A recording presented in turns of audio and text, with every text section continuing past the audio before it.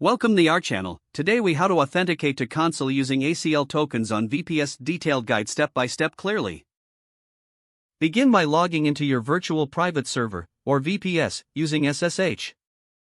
Open your terminal application and enter the command to connect to your server. Ensure you have Consul installed and running on your VPS. You can check the status of your Consul service with the command Consul members. Next, confirm that you have the proper permissions to use ACL tokens. You may need to enable ACLs if you haven't done so. This can be done by editing the Consul configuration file. Add the line ACL equals, enabled equals true, to your Consul configuration. After updating your configuration, restart the Consul service for the changes to take effect. To create a new ACL token, use the command Consul ACL token create. This command will generate a new token and display it in the terminal.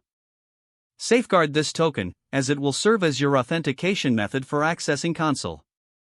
Next, verify the permissions associated with this new token if necessary.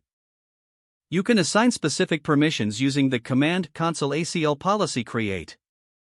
Define the policy by specifying permissions explicitly based on your requirements.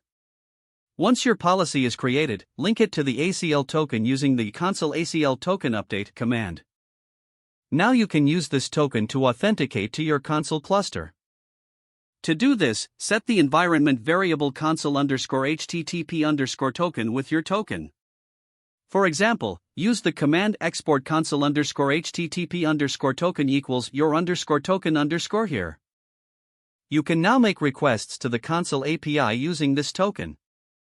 Test it by running a command like consul kv get some key. If authenticated correctly, the command should return the value associated with some key. If you encounter any issues, double-check that your ACLs are configured correctly. Consider adjusting your token or permissions if access is denied. Once you're done, keep your tokens stored securely and be mindful of their access level.